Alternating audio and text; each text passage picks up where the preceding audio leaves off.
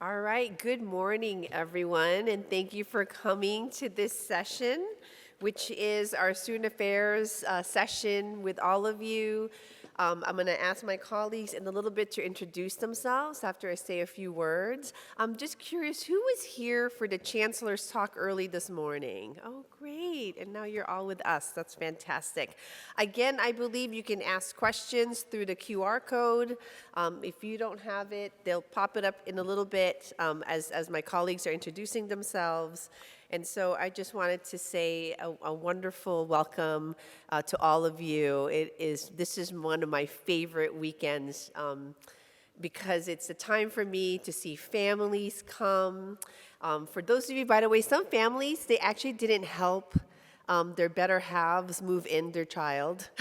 So for who here is their first time at WashU? Earlier I met a few. Oh, a couple of you, nice. And so sorry it's not as warm, but it's still a beautiful day. You missed our, I don't know, it was 100, I felt like 150-degree weather during move-in days.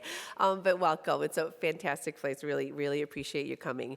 As I was saying, this is one of my favorite weekends in higher education, partly because it's a time for me to see families get reunited with their children, ask them how they're doing, for your children to grace you with their presence whenever they have time. Yesterday, I met parents that said, I saw my child for 1 hour. I said, well, they're busy, but hopefully you get a lot of time with them this weekend. The trick is to say, I'll take you out to eat and to shop, and you can even bring a friend, and then they'll come with you, so FYI. So one of the things that we do here at WashU is to really make ourselves available to our families, particularly if you want to share things with us, if you have any questions or concerns, but also be in community with one another. So part of this weekend, I strongly encourage you to not just connect with your students, but connect with each other as families and share how your experiences are, and make sure that you're sharing tips and advice on how to be a fantastic support system for your student. I want to say that our students, and I've heard a lot from many of them and from families, that this year when we started has been really positive for them. They're making friends with one another. Our goal for Bare Beginnings for the first year families has been always if you can make one friend, and that is a win for us. So you'll see some of these pictures going on. The next piece is that they're having fun and they're engaging in and with the community. They're engaging in and with one another, in the classroom, outside of the classroom. Some of the pictures that you're seeing are, of course, on campus, and some, the previous one before, I think was a picture in which we took 300 to 500 first-year students to a Cardinals game. They took the metro. They didn't get lost. They came back safely. That is a big win. The Cardinals lost, however. So the students didn't get lost, but the Cardinals lost. But you know, right now it was not a good season. Sorry, Rob. Second, I also want to let you know that throughout this really dark time that's happening in the world, and in particular, for those who have friends and families and relationships and cultural connections in Israel, and those who have the same care and concern for what's happening in Gaza. The majority, most of our students are doing their best to care for one another, and we are showing care and concern for them.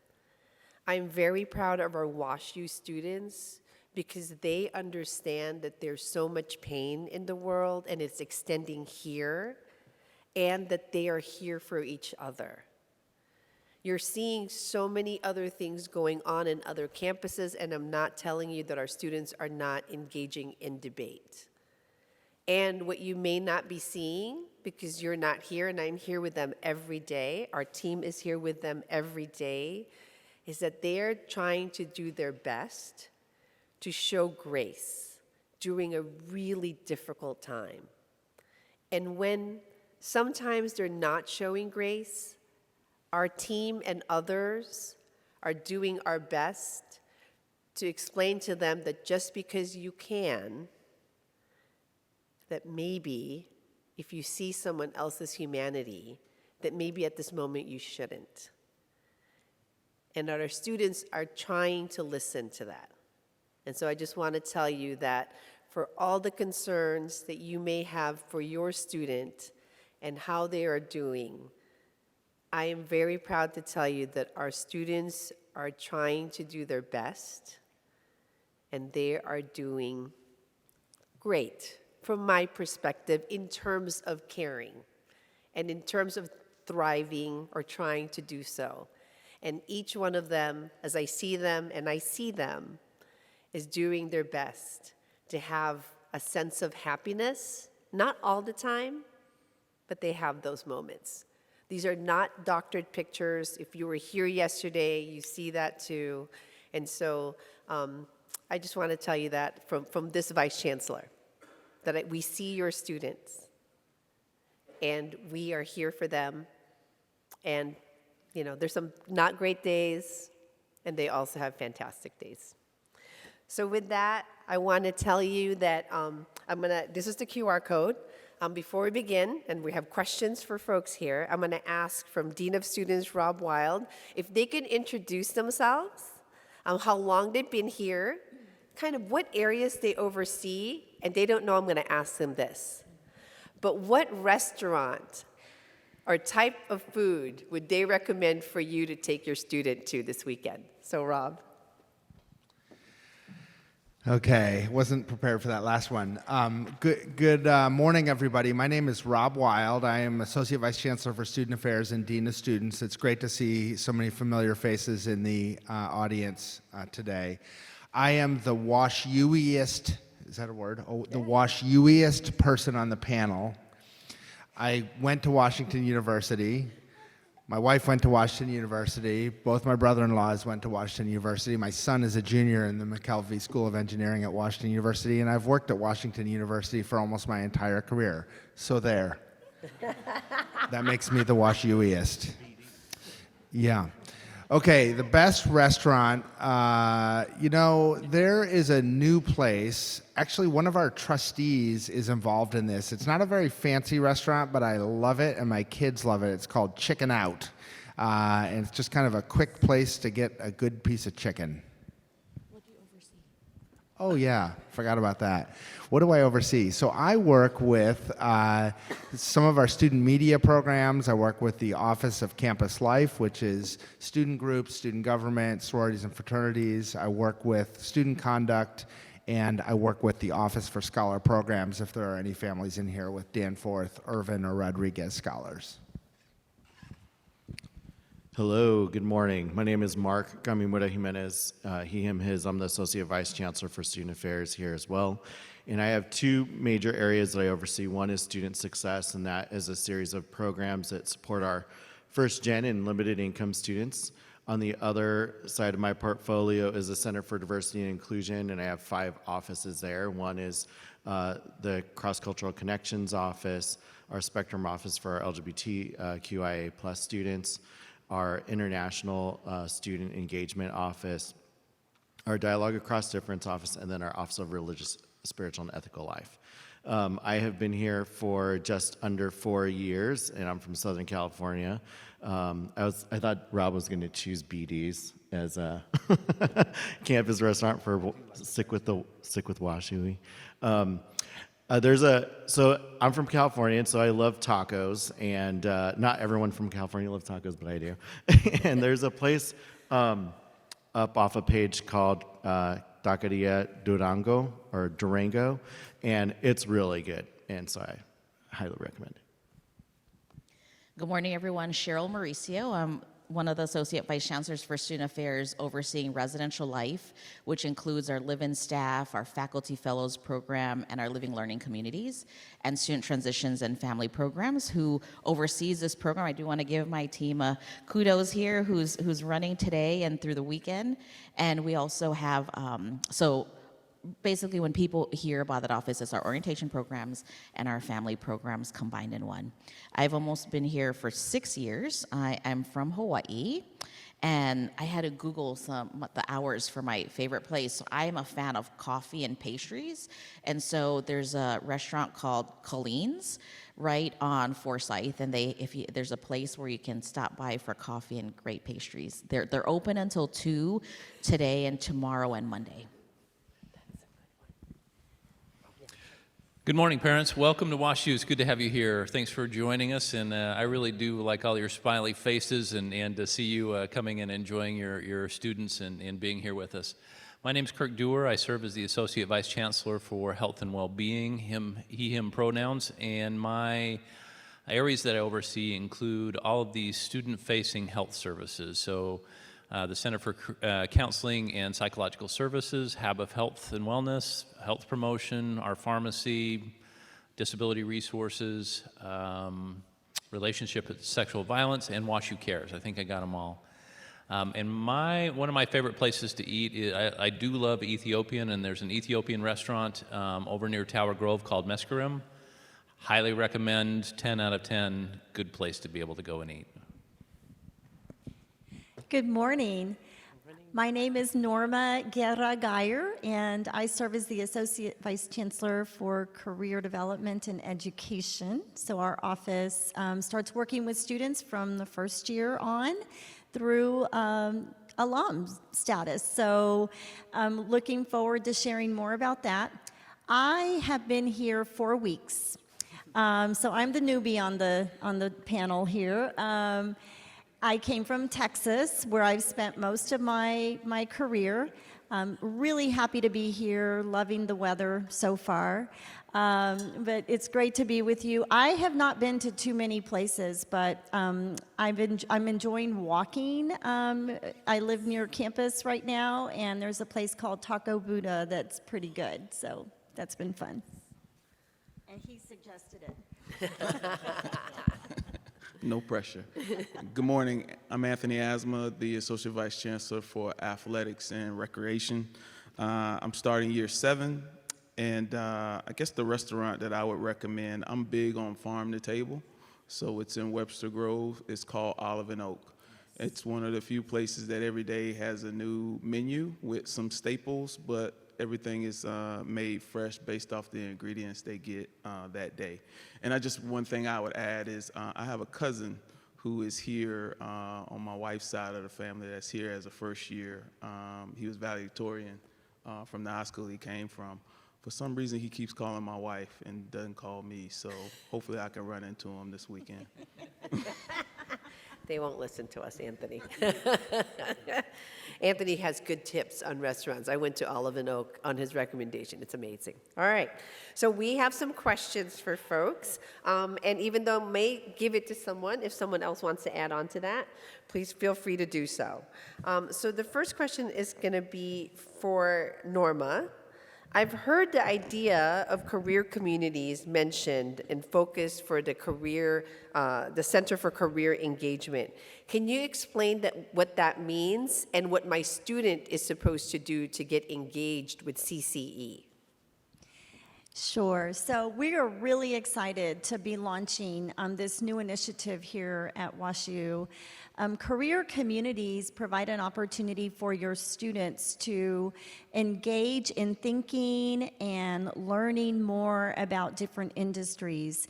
So we have we have business and we have technology, we have arts, design, media, government, nonprofit, healthcare, and we have one specifically for exploration, because the reality is that students at any given time might feel like they need to explore a little bit more to hone in on what their career options might be. And that's a really healthy place for them to be. So I always like to tell parents that that first and second year, it's okay to kind of do some exploration. Make sure they're going to take classes they're going to fall in love with and think, oh, wow, what can I do if I pursue something in this particular area? So the career communities will expose them to various resources, expose them to alumni, employers who work in those specific areas. We will have panels and sessions for them. We will also help them to kind of hone their application materials for the different industries, because if your student tells you they have a resume, they need to know they need more than a resume. Each application that they engage in really needs to be tailored, and we will help them with all of that. So they can join, they can let us know what community they have an interest in. We are completely launching them in the spring, so it'll be very soon, but some of them are already up and running and ready to go as well. So look forward to that. Thank you. So Mark, the next question is for you. This is a very difficult time for many students. What are some things that the campus is doing to help them communicate with each other and talk about these difficult topics? So last year, we had already started to plan to develop a program around intergroup dialogue, and we call it Dialogue Across Difference. You'll see some of our students walking around campus with these sweatshirts now that it's cooler. It says DXD, Dialogue Across Difference. And last spring, we piloted the program, and it's a one-credit course in which students sign up for, and there's a topic. So the topic maybe politics, gender, race, interfaith. What was the other one? I think those are the ones. What was that? Politics? We do politics. Anyway, so we theme them out so that students can kind of have a dialogue around a particular topic, though. We don't want them to start talking about a bunch of different things all at the same time. However, each of those topics are connected to a lot of different things, right? But we stay focused on one. And it's really an opportunity for our students to think.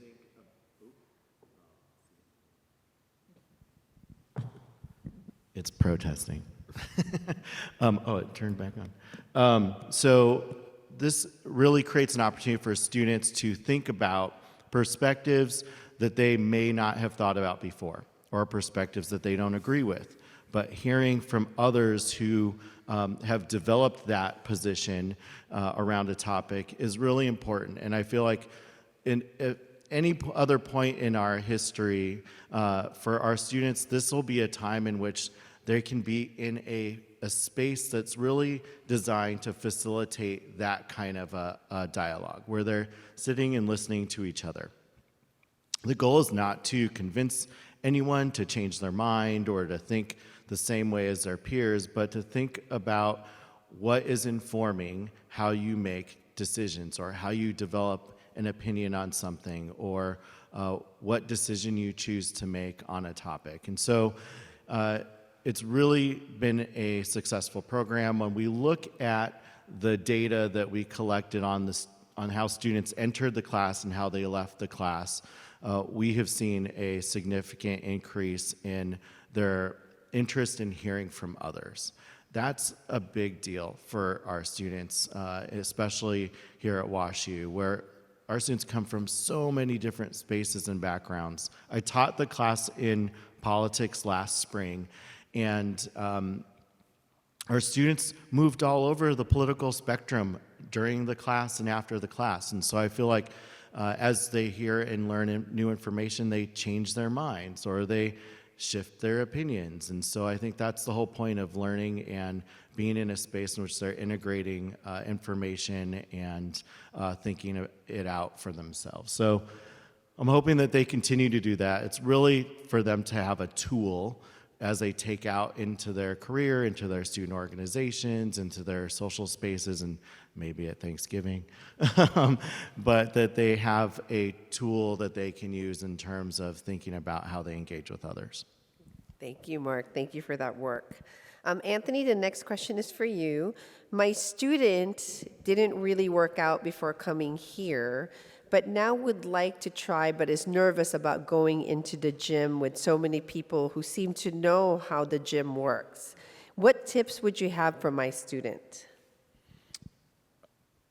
The first thing I would say is there's something for everyone at the rec center, and it's not just within The facility, we do outdoor adventures, hiking trips, canoeing trips, things of that nature, to where the staff at the rec center does a really good job of meeting people where they're at and creating a comfortable, inclusive environment for them to come into. Actually, if you go on the website, you'll know how busy the facility is to be able to pick and choose your times. There's some folks who like it when it's busy. There's some folks who would rather be in a situation where the foot traffic is low. We have offerings that really allow people to go at their own pace, which one of the most popular places is a cycling room, which is a dark room with a little bit of laser light show and all that, but what's on the screen is not Anthony Asma's behind everybody, so look at him. It's just a number up there, and people can go at their own pace without having to be judged and things of that nature.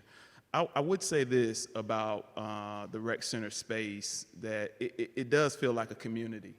And when I first got here in 2017, Adrian and I was going every morning, and then when I have to travel, I miss a couple of days. And I remember this 84-year-old man who wanted me to know he was 84. He walks by, he bumps me and say, "Hey, we missed you for a couple of days." It makes you feel like you're a part of something. And I think that's the unique thing about this institution, that it's not transactional, it's very transformative, and the transformative part comes from the people.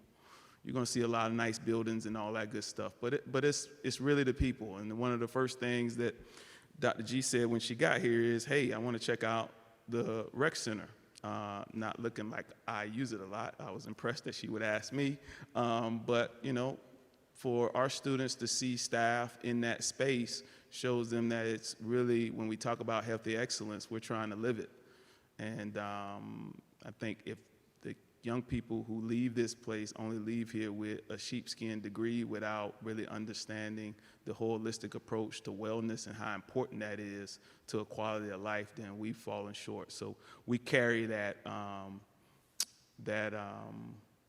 initiative very, very, very seriously. And if your child has not come to the rec center, I will give them a personal tour so they can see all the offerings that we have. Since Dr. G has gotten here, we've gotten all new equipment. We've increased the number of personal trainers, and make sure they use the Zen Den, which has massage chairs and massage therapists. What we want these young people to do initially is understand that space is a space to decompress. With the academic rigor here, you're at the top 1% of 1% as far as schools. See that location as a place to just exhale. And I think it creates a great habit, not just for these 4 years, but a lifetime habit that is very essential to a quality of life.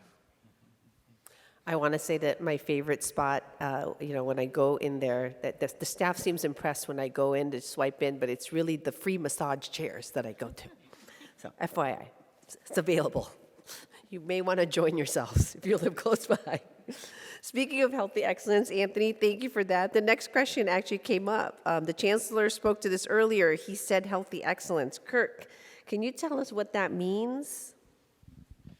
So, as Anthony mentioned, the rigors of a world-class education like students get here at WashU come with some challenges for them. If you think back to the times in your lives where you've grown the most, not all of those came in comfortable circumstance.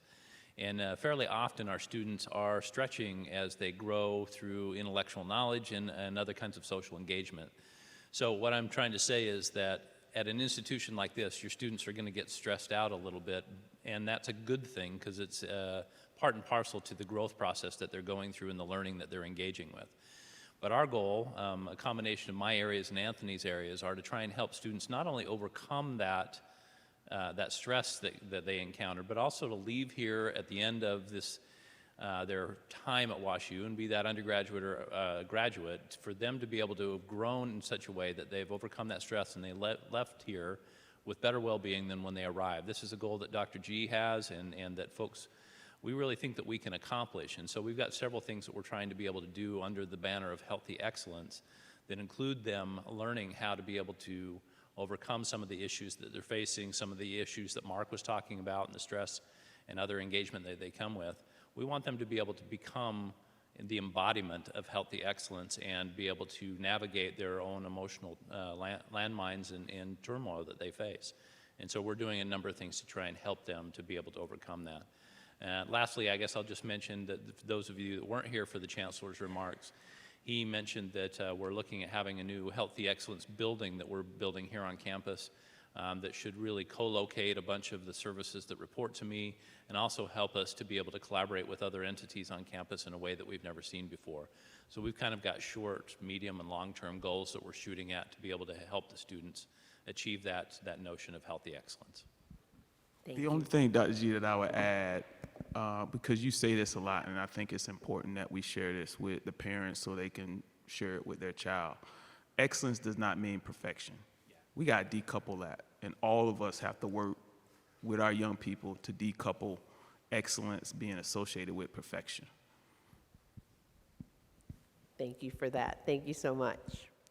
So the next piece is for Rob and Cheryl, so kind of connected.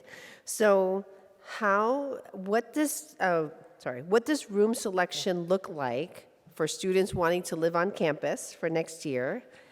And then if they want to live off campus, and this might be Rob's, how safe is it? And would you recommend that they live on campus versus off? So maybe first part Cheryl, then the second part Rob. Happy to tag team. So one thing I want to share, Dr. G, is students want to know where they live sooner. So, right now, there's always a trend where they just got here, and there's a trend that students worry about where they're going to live next year already. You've probably heard that from your children. I would encourage them for you, there's a webinar coming up. It's on November 29th, and it's going to be with our Director for Housing Operations. So if you just Google WashU Parent Webinars, there's a link for registration there, and we'll answer all the detailed questions that you and your child has. But in terms of the timeline, we're moving it up. Usually students find out where they live after spring break. We're actually moving the timeline up so they'll be able to go through the process ahead of the break and know where they're going to live before they go away. And they'll be able to sign up. The students do get lottery numbers to be able to create groups or go in by themselves for the selection process. And so if your child is asking you about that, I don't know who I'm going to live with, and I have some friends, I don't know how that's going to work, just know that they will have an opportunity to group together in the selection process. If you have a child that's, still trying to make friends and really don't know who they're going to live with, we do have 3 ways that students can find roommates. We have a residential life program that's going to host roommate mixers, so I would make sure that your child knows that there's going to be information coming out about programs for them to meet other people that they may be interested in living with. We also have a roommate finder within the housing application, and they can always connect directly with their RCD and RA. So in terms of the housing selection process, rest assured they're going to get to know where they live before the break. And I want you to also know that students sometimes don't think about how good they have it when they're in the residence halls, right? That when you're living in, you don't get a utility bill, you don't get a Wi-Fi bill, you don't worry about trash, you don't worry about cleaning the public, the bathroom if you have a shared bathroom space. We also have 24/7 emergency care that your students need and services that you can call if you're worried about your child.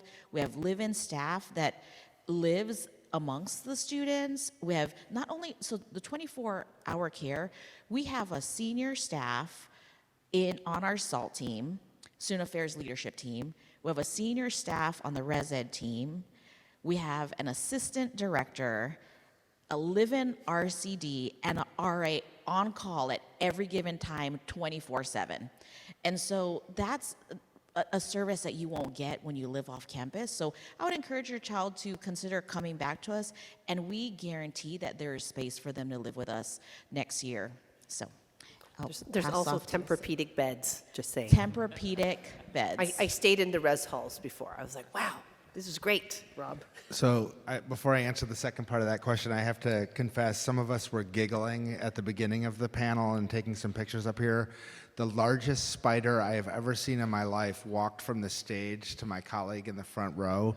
I'm sorry that spider is now deceased. But I don't even know what the segue is here. Safety. There are a lot more spiders off campus than on campus. Don't let this spider be an alarm to you. Off-campus safety, I hope while you're here that you're able to both visit the spaces that we have on campus as well as those in the neighborhoods surrounding campus. As I mentioned, I'm a Washington University parent. My son lived on the South 40 for his first 2 years here and had a terrific experience. He lives in a private apartment off campus this year, and I am not lying awake at night worried about his safety. His street has a WashU shuttle that takes students to campus. There's other students that live on the campus or on the street that come to campus every day. I think but I also acknowledge that there are students here and families here from all different types of communities, rural, urban, international, domestic. I think when it comes to safety off campus, as you're thinking about where your student's going to live next year, I would just educate yourself as best you can. There's some great resources on our Washington University Police Department website that include crime statistics if you want to see those. But I view the neighborhoods off campus as very safe. Some of my colleagues on the panel live in those same neighborhoods where our students live and come to campus every day. Dr. G, I did want to add that when you think about on-campus housing, we do have most of the first-year students, or all students, living on the South 40. We have housing on the north side of campus, which comes up to Forest Park Parkway, but we also have apartment complexes on the Del Mar end. So if you're crossing Forest Park, we have a huge facility called Greenway and the Lofts, which is in the area. A couple of things that I want to add from what Rob shared is I do want to give our Washington University Police Department kudos, and they've been great partners with Student Affairs in helping us work towards some projects that we have in place or programs. So I did want to mention Bear Patrol. So if your students live off campus, we do have a WashU service between 8 p.m. and 2 a.m. where they can call someone and they'll bring them to their destination. So if your students don't know that, that's a free service. We also encourage them to download a free WashU Safe app, and they can actually ping a friend their exact location of where they are, and if there's an emergency, they can live time ping their location to emergency services, and also provides them up-to-date safety information. So if your students don't know about those two things, it's really great tools to share with them. Just FYI, we do share all of this information with your students, but oftentimes it's best if their families reinforce the messages. So we will work together. We're working together. So this question is coming up a lot. So this is for Norma. What are some critical steps and milestones for students to consider when searching for and/or applying for internships? Yes. Some of you I had a chance to visit with yesterday, and I would say that was probably the number one topic that we discussed. Internships are critical for students to engage in, and our office will help them prepare for those, will help them find them. In fact, I'll put in a plug. February 6th, we have our all-campus career fair coming up.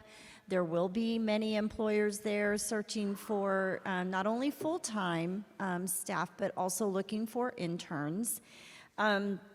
The milestone piece is really interesting. A lot of it depends on the student's industry that they are pursuing. Some industries have very aggressive timelines for internships, and others are recruiting year-round. So it truly varies. You hear your student say, my roommate already has an internship, that may be because they're pursuing something very different. So for example, as a first year, employers are going to look for some level of experience and or knowledge base. Sometimes during the first year, the students are not quite ready for an internship. But they might be eligible for what is called a micro internships. We have a site on our website called Parker Dewey, where project-based and micro internships can be found, and those are considered great first steps for students who quite aren't ready for that internship experience after their first year. By the time they hit their sophomore year, they need to definitely, start hitting our site hard. We have a tool called Handshake. Handshake, Hire WashU is the tool where they can find all of the jobs and internships. These are employers local to global who are specifically looking for talent here at WashU. I think right now we have over 12,000 opportunities posted.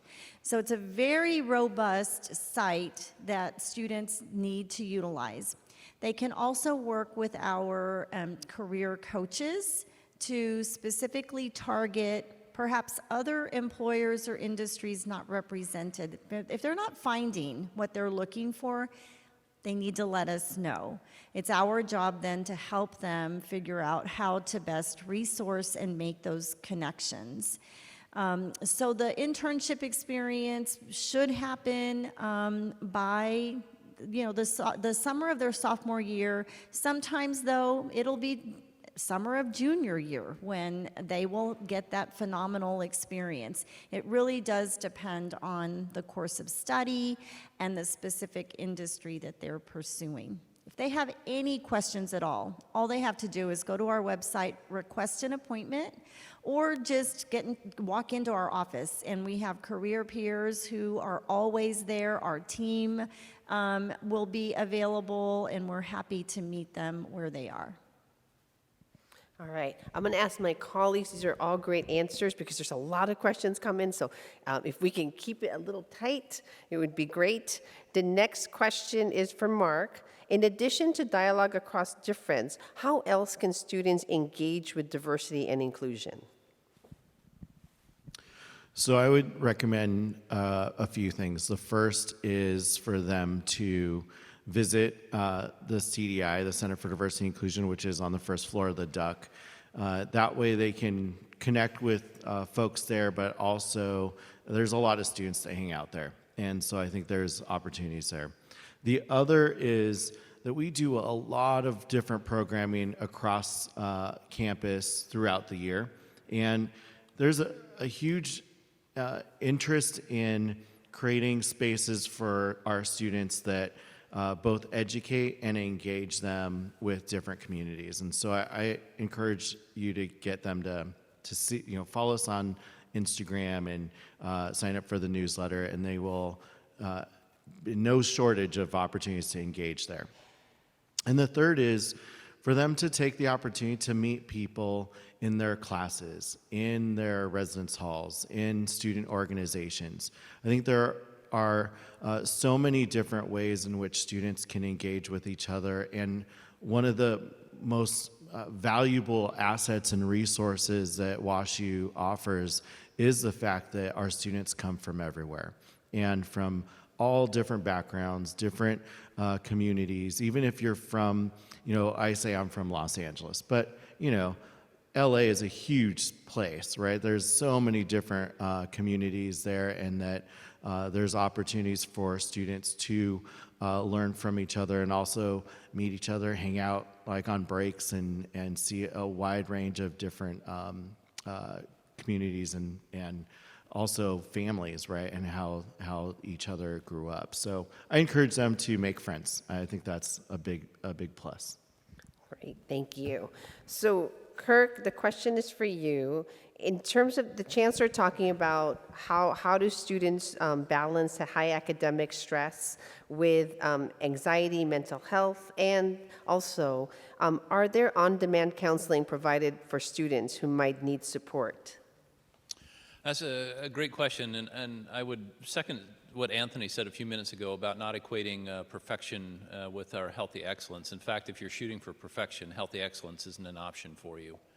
I think that our students have sometimes they're really great academic performers, and you should be really proud of the ways that they've been able to perform in high school to be able to arrive here at such a great institution. However, sometimes they have also over-identified their self-worth with their academic performance, conflated those in a way that's not particularly useful, that can result in higher levels of anxiety and depression. So part of our goal is to be able to, as I mentioned earlier, to help them work through that. And as Dr. G just asked, we do have some services that are available 24/7 that they can contact. Cheryl mentioned all the folks that are on call, but we also have a service called Timely Care that students can call anytime they want to and receive either a kind of an emergency engagement with either a medical professional or a psychological professional, or they can schedule an appointment with either one of those disciplines as well. So wherever they're at, they can access that on their phone, even if they're out of state.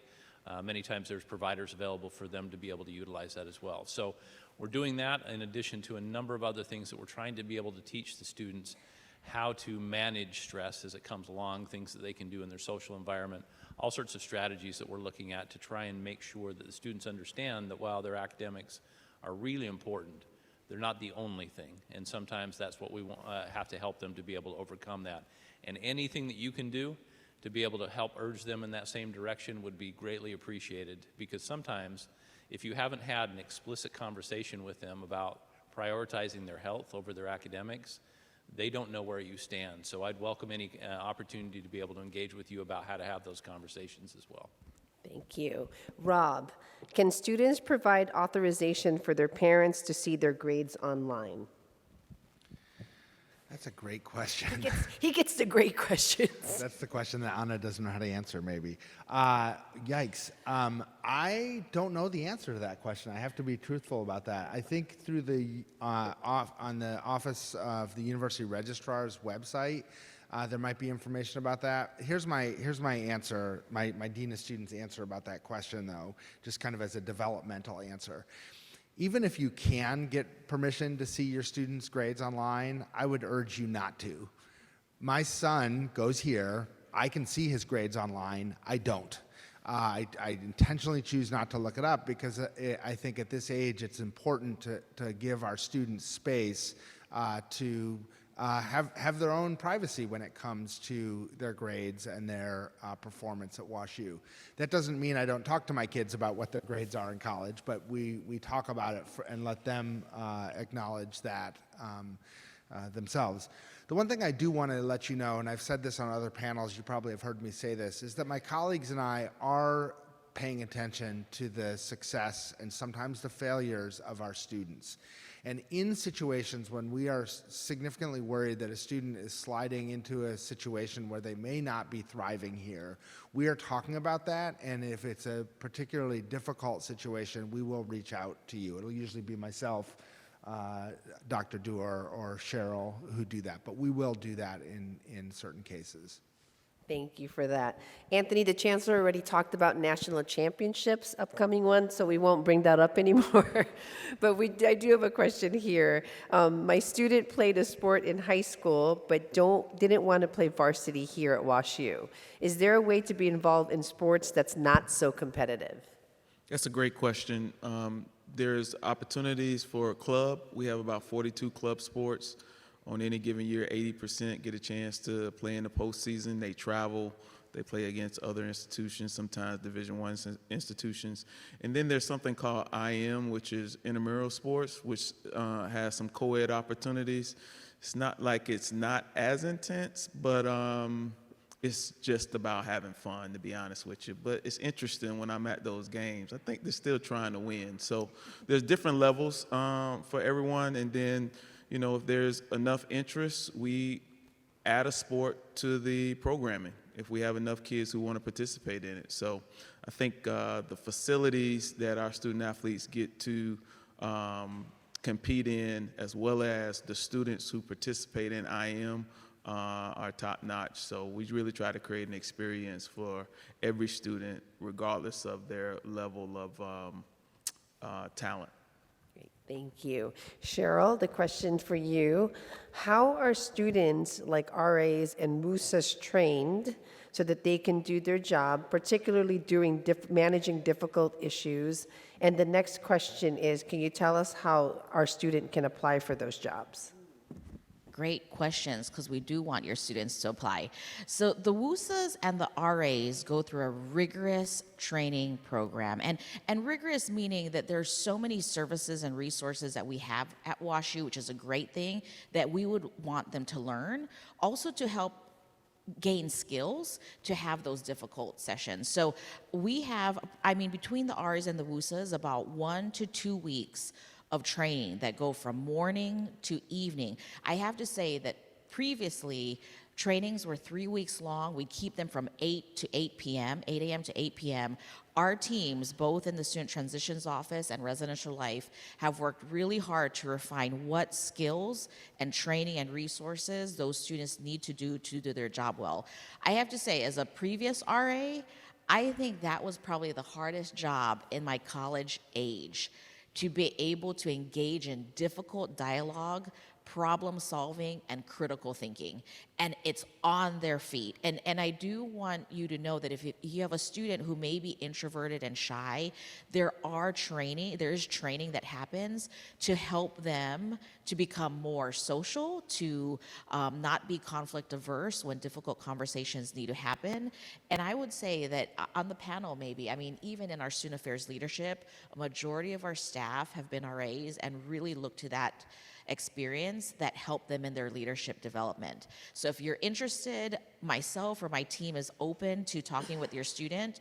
The RA applications are open, and so I do want you to know there's so WUSAs can be sophomores, juniors, and seniors.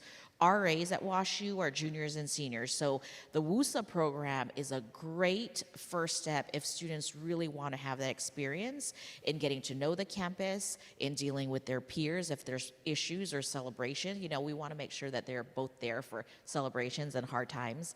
And the WUSA application is opening up after the winter break. So if you just have your child go on the Residential Life website for the RA position, and RA, we say RA all the time, it stands for Residential Advisor. They're the students that live with the students on the floors in the communities. And the WUSA, Washington University Student Advisor Associate, thank you, is a group of students who are affiliated with communities of students. So that opens up in January. Ours open up right now, so please encourage your students to apply, and there's also information sessions that will be affiliated with those application processes. Yeah, our students are great. All of our students, the RAs and WUSAs, get tons and tons of training, and so I feel very confident in the group, and they have great supports in terms of the professional staff. All right, Norma, you can't do all these skills and competencies, but can you give your top 3 skills and competencies that employers are seeking when recruiting at WashU? Yes, this is a big one. So there are 8 competencies that employers look for, but the top tend to be critical thinking. So demonstrating how they engage in critical thinking. Employers want to understand their thought process. Communication, all forms of communication, writing, presenting, interpersonal, nonverbal, all of it is critical as students prepare to seek opportunities. And then the third will be teamwork. The ability to work with different colleagues, they can demonstrate that through the things that they're doing here at WashU in the classroom, outside of the classroom, in the res halls, negotiating and managing decisions. So those would be the top 3. I love that. I noticed that you didn't say anything about a particular major or school, so all your students have the opportunity to gain all of these skills. I just love that. My team, by the way, doesn't know I'm going to ask them the last question that each of them, I'm going to give them 30 seconds to answer. And then we'll be hanging out for a little bit before folks can walk to the tailgate, later on the football game or other things, see your students, of course. But I do want to ask them a final question that wasn't asked here, is what tips or advice would you give a parent to tell their student on how to enjoy the last few months of the fall semester? How do you enjoy the rest of the fall semester? How do you stay healthy? Whatever you want to say, but how do you utilize the last month and a half or so of the fall semester? And whoever they want to popcorn to, and they give it to the rest of the person, so.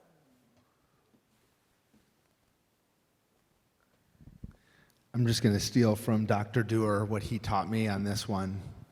Sleep, diet, exercise.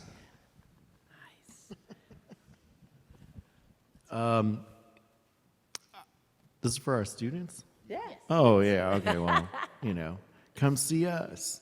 I mean, I think engaging, there's still an opportunity to engage. So I would say find some cool things to do before the semester is over, and then study. I think one thing I would say that may be uncomfortable, but is probably great, is encourage your student to try something different, right? That our students that we've seen are in routine day in and day out. If they want to visit a student group that they haven't visited with, tried an activity that they haven't tried before, try something different. There's so many options at WashU, and we want to make sure that they embrace everything that we can offer. So at least one. I'm not saying 5 or 10, just one. I'll say 2. It doesn't want you to talk. Got it. It doesn't want me to talk for good reason. I'll say 2 quick things. One, when I have students introduce themselves when we're in meetings and so forth, I don't really care what their major is, but I do care about what they're learning that gives them some sort of passion or fire. And to be able to find that at this time of the semester when sometimes their focus drifts towards the grades instead of the learning. So I'd say stay focused on the learning. And then the second thing, and kind of connected to what Rob said, is do something fun. I was in the classroom teaching graduates and undergraduates for 16 years, and I always encouraged my students, told them, if you didn't skip my class at least once to go do something fun, you need to readjust your priorities. And I know that scares some of you, but it's still true. And the thing that I'm interested in right now is the leaves are changing, and there are some beautiful places, hikes and walks and parks to be able to visit this time of year. Have them enjoy the weather, the outside, while it's still available to do that before it gets cold. I have a faculty friend on the second row. I'm not looking when he said that part about class and fun, just saying. I would definitely second that. And I guess, what I would add is encourage them to talk to a faculty member after class one day. I mean, that might not seem like fun, maybe. It might even seem a little scary. I find the WashU people to be so welcoming, and they, people who are here want to help, they want to engage. So I would just encourage them to meet somebody new. I always tell students, you never know who you're going to meet, but you've got to initiate it, and you never know what that connection can do for you. So I would encourage them to meet somebody new. It could be a faculty member or a staff member. All really great points. I'm going to lean on something that we've been talking about a lot with our student athletes this semester, but definitely over the last 2 weeks. The first is, ask your child to talk versus listen. Talk positively to themselves versus listen to the negative noise. We're teaching our student athletes to own the second thought, because always the first one can be, very negative, whether it's I'm not worthy to be here, things that just should not be entering their mind because they're at a great institution. They have a great opportunity because they're creating value for the future, which is why you go to college. We did this with a handful of student athletes, probably a majority of them on our women's soccer team, who's #1 in the country right now. We asked them before they go to bed, write down one thing that you would define as successful. That you would define as successful, and then wake up and write down one thing that you're grateful for. And they've done that time and time again. Coaches created environments for them to share that. I think that's something that is a good habit for you to provide for your child, because again, these 4 years should be transformative to the point where we're trying to set these young people up for the next 40 years of success.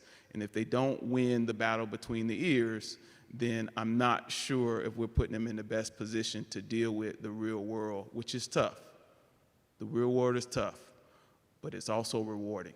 and it's all based on perspective. Thank you. See, this is why they're really up here. They're the experts in making sure that our students all succeed. And so we'll be hanging out in a little bit. I just want to say, if I had one thing, is to have your students remember the quote, it is not my quote, but it's comparison is the thief of joy. The next couple of weeks, months, especially our seniors whose friend or roommate might already have a job or an internship or got accepted into grad school, they're going to compare themselves to one another, or they're going to compare themselves to other people that they see in social media or whatever.